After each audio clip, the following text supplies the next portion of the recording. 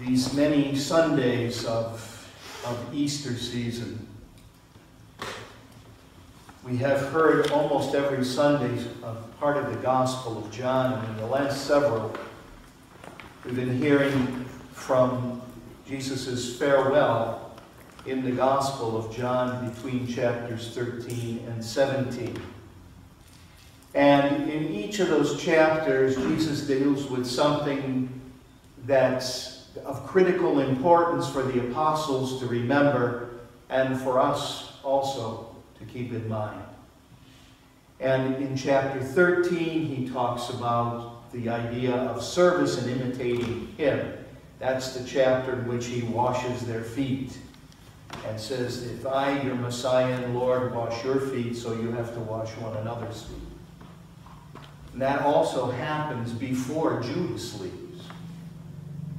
And then, as Jesus continues on in teaching them, they are hearing about that he is the way, the truth, and the life, and no one comes to the Father except through him, and that he and the Father are one, and that they are the vine, he is the vine, and they are the branches, and that they are to abide in his love. And then we hear now the high priestly prayer of Jesus, as it's called in chapter 17. Here the apostles are more or less eavesdropping on what Jesus is praying to the Father.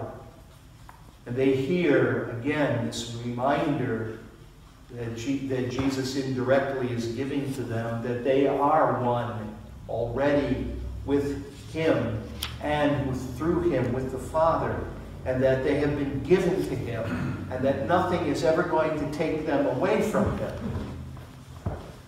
Even though he is going to go, he's going to go and be arrested, and he's going to be put to death, but then he's going to be raised from the dead, and then he will ascend into heaven, and then he'll send the Holy Spirit upon them. Even though they are going to know his physical absence, they will never know his total absence, because they will always have the reminder of the Spirit with them. And that will not only be a reminder to them, but it will be an empowerment for them. It will be a strengthening for them.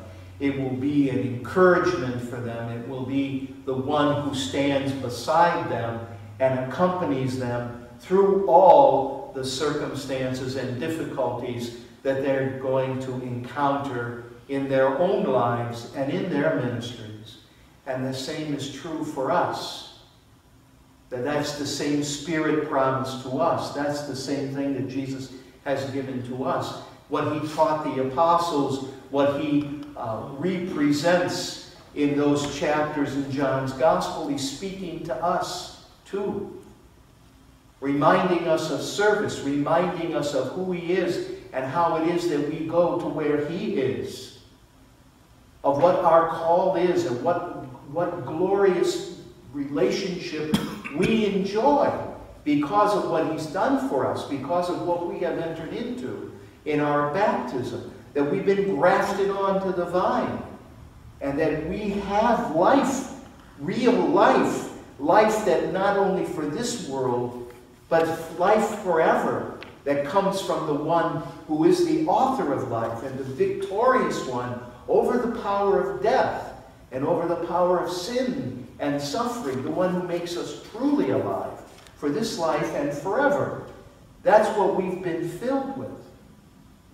But as we hear in the second lesson today from the first letter of Peter, it's a reminder to those early Christians, as much as it's a reminder to you and me, that though all of those things are true and we enjoy this relationship with God through Christ because of entering into that mystery through our own baptism, and all those things are true, it doesn't stop the reality of the world in which we live from attempting to impress itself upon us to the point that it can oppress us, not only discourage us and dishearten us, but depress us so much that we begin to think that it's all a big story that we've believed all this time, because obviously evil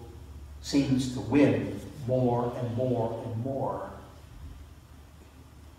You know, the divisions that we feel in our country right at this time may be more exaggerated than they were in the past, but there have always been divisions. There's a lot of insecurity in the world because of both what happens in the United States as well as what happens in other parts of the world. And we don't have any control over what somebody else does. And so we can live with this idea that maybe the devil that St. Peter describes in that second lesson today, being like a roaring lion looking for someone to devour, you know, he tells them, resist him, steadfast in your faith.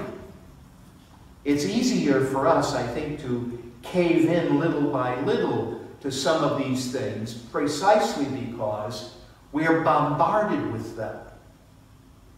Whether we watch TV or we read something on our devices, whatever they might be, we are bombarded day in and day out with not only what our president might say or do, or what our government might say or do, but what's going on in other parts of this world of ours.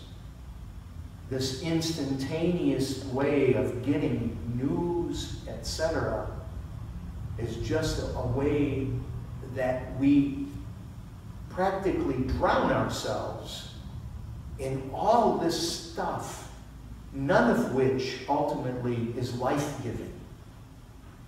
And that's why it's so important for you and for me to remember again and again what Jesus has done for us and what is the great privilege that we have, that we are one in Him and with Him, with the Father, and that there's absolutely nothing that this world or life can throw at us. No insecurity because of what some nation might do. No insecurity because of who's in charge of what.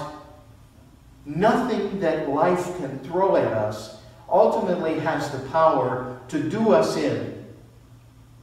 The one that we trust in, the one that we believe in, the one who goes with us, the one who has called us, the one who has strengthened us, He's the one that reminds us again today that He is constantly interceding for us. Just because He was there at the Last Supper praying for the apostles and for the disciples down through the ages doesn't mean that Jesus now, after the ascension, is seated up at the right hand of the Father with His feet up and just enjoying eternity. He continues to intercede for us. He continues to weep for what He sees going on in the world and what people individually suffer. He continues to call out through His church to remember His love, to imitate it, to do all those things that He taught the apostles, that He teaches us, that we live that way. And if we live that way, it's going to ultimately make a difference in the lives of the people that we impact day in and day out. Because that's really the place where we live out our faith. We may have opinions, we may have involvements way beyond our parish, way beyond our community, and that's fine. But where we really live out our faith ultimately is on the ground where we live, whether it's within the four walls of our home, in our neighborhoods, where we work, in this parish, wherever it might be that we find ourselves day in and day out. That's where we're called to witness. That's where we're called to defeat the devil who goes about as a roaring lion looking for someone to devour, by living this faith of ours and not giving in, but calling upon the source of strength. Jesus himself, through his Holy Spirit, to be strong in the face of whatever is coming at us, even death itself. Because this whole season of Easter is our perpetual proclamation to the world that we believe that life is ultimately stronger than death. And even though death comes to us all, it is not the last word. And so today, Jesus, in his prayer, is praying for you and for me that we will always remember who we are and remember whose we are and who it is that walks with us, that strengthens us, that accompanies us, that never abandons us. The one who gives himself to us again today in his Eucharist, as once he gave himself for us on the cross.